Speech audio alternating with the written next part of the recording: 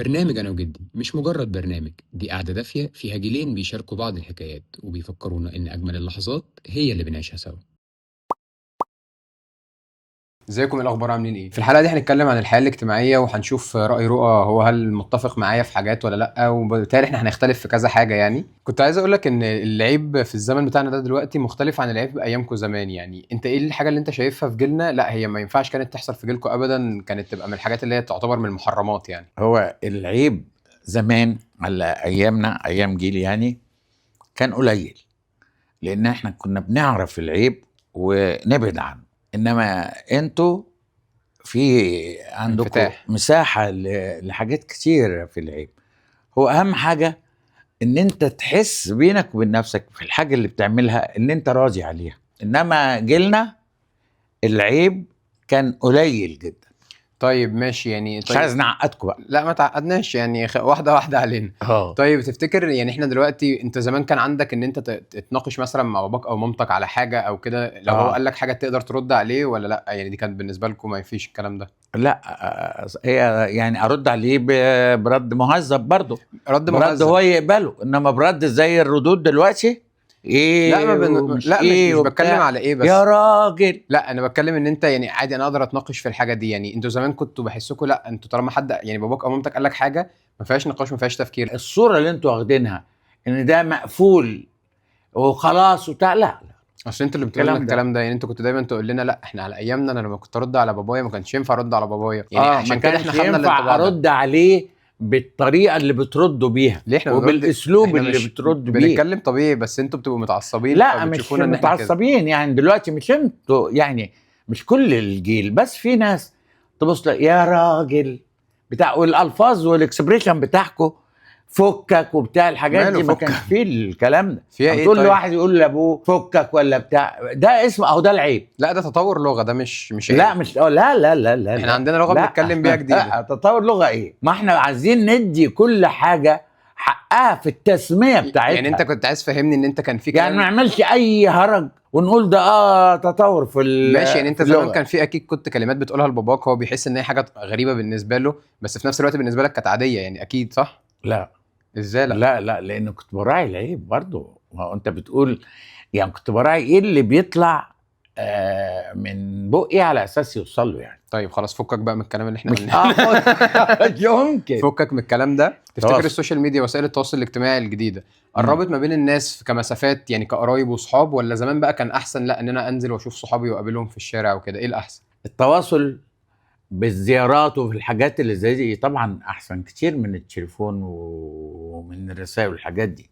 مفيش كلام. المفروض دي نقطة في الجيل بتاعكم تتعلموها. انما ظروف التواصل ووسائل التواصل دي مهمة جدا جدا. طب انت شايف ان جيلنا محظوظ ان هو يعني موجود دلوقتي في الزمن ده، ولا لا احنا تايهين وسط كل الزحمة اللي حوالينا والتكنولوجيا؟ لا، انتوا اسعد جيل في اسعد زمان يعني انتوا جيلكم ما كانش احسن من جيلنا؟ لا لا لا لا لا لا، بالعكس ما انا كانش احسن. لا اختلف معاك. لا والله ما كانش احسن. طيب انا شايف ان انت معجب بجيلنا وبتقول علينا ان احنا جيل محظوظ اكتر منكم، مع ان انا اختلف معاك في ده. طب انت لو انت شاب بتحب تعيش في الزمن اللي احنا فيه ده دلوقتي، ولا تحب لا ترجع تعيش في زمانك تاني؟ احب ارجع واعيش في الزمن بتاعي. قول لي ليه؟ ليه؟ لان كان الزمن بتاعي ده فيه اصالة، فيه اخلاق، فيه ادب. النقلة بقى بتاعتكم بالنسبة لنا احنا صعبة. انتوا عندكم وبالنسبة لنا والله امكانيات صعب. وعندكم بتاع وحاجات زي دي. كان نفسنا يبقى فيه جزء من الحاجات ديت عندنا، كانت هتتوافق مع الظروف بتاعت الرضا وعدم التنمر وبتاع. انما دلوقتي انتوا عندكم يعني اولا ما فيش رضا، ما فيش حد راضي عن اللي هو فيه. طيب يعني الكلام اللي انت بتقوله ده يبين فعلا ان احنا جيلكم انتوا كان عايش في زمن احسن من جيلنا جيلنا. يعني انت كنت لسه من شويه بتقولي لا انا شايف ان جيلكم مميز وعنده تميزات اكتر. اه اللي انت بتقوله ده كله يخلينا احنا لا، احنا طبعا احنا مش مميزين عنكم، انتوا اللي مميزين عننا. احنا وكان جيلكم مميزين اسهل عنكم بكتير. صح، احنا مميزين عنكم لان احنا كان عندنا اخلاقيات كانت مجمله. مسهله الظروف حياتكم. مسهله حياتنا ومجملاه. انتوا عندكم كل حاجه والاخلاقيات واقعه شويه. طيب خلاص يبقى حياتنا اصعب يعني، صح؟ اما تصلحوا اخلاقياتكم دي. ماشي، بس قول لي الجمله كده على بعض، انتوا حياتكم اصعب من حياتنا؟ انتوا حياتكم كانت سهله، كنتوا متدلعين شويه. احنا اللي متدلعين. انتوا اللي متدلعين. احنا اللي متدلعين. اه احنا اللي متدلعين. اه لا لا لا. كنتوا عايشين براحتكم، كانت الدنيا فاضيه وما كانش فيه مشكله، واللي عايز يتجوز كان بس بيقدر احنا يتجوز، كانت مش الدنيا سهله. متدلعين احنا. لا بس بالنسبه لنا احنا انتوا متدلعين، يعني حياتكم كانت سهله، اسهل من دلوقتي بكتير. لا لا لا لا، انتم مفهومكم غلط. مش طيب مظلوم أبداً. انت لو انت هترجع لزمانك تاني آه. بس هتاخد حاجات من دلوقتي معاك، ايه اللي تحب تاخده معاك يساعدك هناك، او انت شايف هيطور الجيل في زمانك؟ اخد التقدم اللي وصل التكنولوجيا. اه. طيب تحب تاخد السوشيال ميديا اخد معاك؟ تقدم، اخد السوشيال ميديا، اخد التقدم العلمي، اخد التقدم الطبي. انت عايز تاخد تقدم الحاجات في الصحه، وفي نفس الوقت قلت لي برضو السوشيال ميديا. انت طبعا. حاسس السوشيال ميديا هتبقى حاجه كويسه مش هتضركم زمان؟ لا، لان احنا مهذبين ومؤدبين وما بنجرحش في الناس. طب ما احنا كنا انتوا بتسيئوا استخدام التقدم. ماشي. طب ما التكنولوجيا اول ما بدات تظهر ما كانتش بنفس السوق ده بتاع دلوقتي، بس مع تطور التكنولوجيا فضلت موجوده والناس كلها عرفتها. بدا ده يبقى موجود، فهي لو كانت طلعت من زمان وانتوا اتربيتوا عليها كنتوا هتوصلوا ان انتوا تبقوا نفس دلوقتي. نفس دلوقتي لا، بس تعالى جاي دلوقتي الجيل ده يعني للاسف التربيه بتاعته مش كامله. من ناحيه المدرسه، من ناحيه الجامعه، من ناحيه البيت، شكرا، من ناحيه الانديه. ما انت عايز بقى تتكلم كلام كبير وعايز وقت للكلام. لا المشكله الناس هتزعل منك خلاص. لا مش عايز حد يزعل منك. لا ما حكي، هم كلهم عارفين الكلام اللي انا بقوله لا ده. انا زعلت وهم هيزعلوا كمان.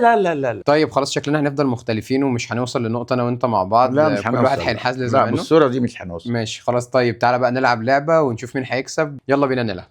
يلا بينا. دلوقتي بقى هنلعب لعبه. بص، هو احنا دلوقتي في 3 كوبايات هناك بالوان مختلفه. فين؟ ورا الكرتونه دي. احنا ما نعرفش الوانهم كويس. واحنا معانا ال3 كوبايات هنا ما احنا عارفين الوانهم. هنحاول نرتبهم نفس الترتيب ده. يلا بينا. انا هبدا هجرب. اتفضل سيادة. دي هنا ودي هنا ودي هنا.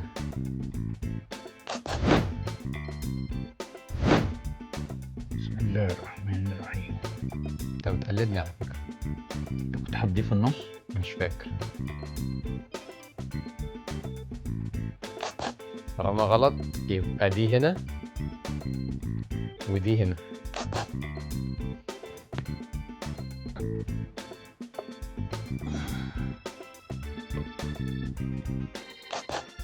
في حاجة منهم صح؟ لا فيها حاجة منهم صح. حلوة قوي دي. ماشي. طيب طالما انت جبتها غلط يبقى انا هجيبها صح.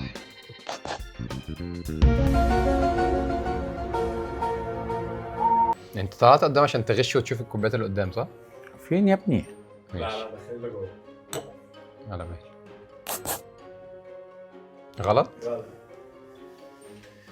طيب يا جماعة الترتيب الطبيعي اللي انا عارفه من بدري ان احنا هنعمل كده، بس سهلة مش سهلة. عالكسفة اللي انت فيها. طب بقى يبقى الترتيب الطبيعي. ده الترتيب الطبيعي؟ طب الترتيب الطبيعي طب جدا. انا اول حاجة يمكن الكوبايات اللي تحت دي مش من نفس. هم مش شايفينها اصلا كده. طيب ايه، نتيجي نبوظ اللعبة؟ مش نبوظ اللعبة. وبيني وبينك المفروض يبقى في تركيز مننا. احنا حركنا طب الكوبايات ركز. دي كذا مرة فين، بس احنا مش ركز خلاص. مش مركزين بصراحة.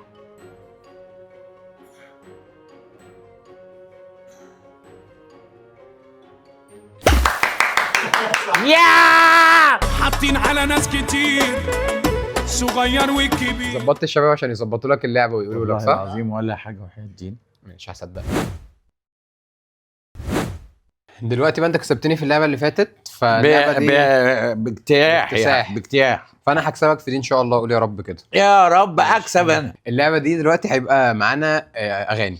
كويس. وانا هبدأ افر في الاغاني وهتقول لي اقف. الاغنية اللي هقف عندها هشغلها لك، بس قبل ما المغني يكون غنى وهتبقى يعني 5 ثواني هسيب لك تقول لي الاغنيه دي بتاعت مين.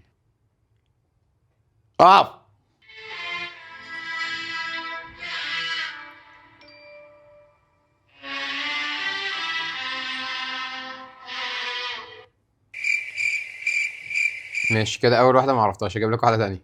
اللي بعده يلا. بطل. طلع في دماغي نروق شويه. ماشي قول لي تاني. وقف.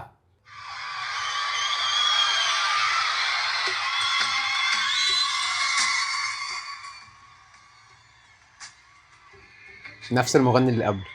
دي هنت من عندي. يا ترى الله يا عليك. حبيبي يا ترى. ماشي كده تعال. لعبنا 3، فاضل لك اغنيتين. وقف.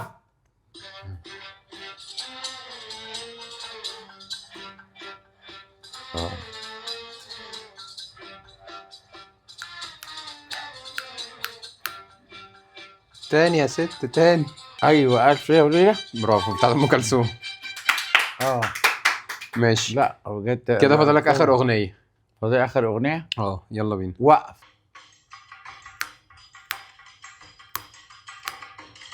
احمد عدويه. برافو. الله يرحمه. وقف. مش ده اللي كنتوا سوا، الشمس مع الهوا. برافو. وقف. يتلمي شوفي. ده توليد صح؟ ايه قشرت الكلمن. كلمنتينا. كلمنتينا؟ والله. كلمنتينا؟ ماشي. برافو برافو برافو وقفها. برافو. هو انت كنت بتشتغل مع العوالم؟ انا والعوالم صحاب. وقف. انت بتعقدني؟ لا والله انت مش عارف ابو الليف ده، انت كنت حبيبه قوي. تحبني لا شك من دول. انا ساعدتك دايما في واحده. وقف.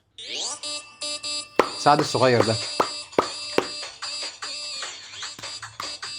العنب العنب. او سعد صغير صح. هيصه بتاعت سعد الصغير. هو حد يزعل امي. وقف. يا سبب فرحتي أصالة وأحمد سعد. برافو برافو. طيب عامة هو احنا متعادلين، فهناخد واحدة فيصل، وعلشان ما يبقاش في حد بينحاز للتاني هنجيب حد من بره يشغل لنا الأغنية دي. ماشي يلا بينا. ماشي.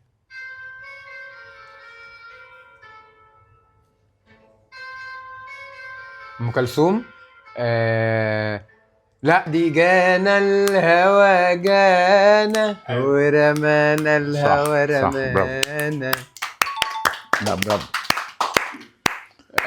شكرا يا برافو. دكتور فاروق، اتبسطت معاك جدا، ومش عايزك ربنا تزعل ان انت يخليك. خسرت في لعبه، بس لا، انت لا، كسبت لا، وانا انت كسبت. تستاهل. واحده لا، لا، واحده. لا، لا لا. انت كسبت لعبه وانا كسبت لعبه. لا صح. مبسوط؟ انا كسبت عموما اللعبه الصعبه بتاعت الالوان دي. صح. ولعبه أنا مش عايزك جديده، تبقى متضايق. انما اللعبه دي برافو عليك. شكرا ليك والله، لا، بحب والله الروح العظيم. الرياضيه. وان شاء الله لو الحلقه دي عجبتكم ما تنسوش تعملوا الشير ولايك وسبسكرايب، واكتبوا لنا في الكومنتات ايه اللي عايزين نتكلم فيه اكتر، واكتبوا لنا برضه رايكم عن الحلقه دي. باي باي.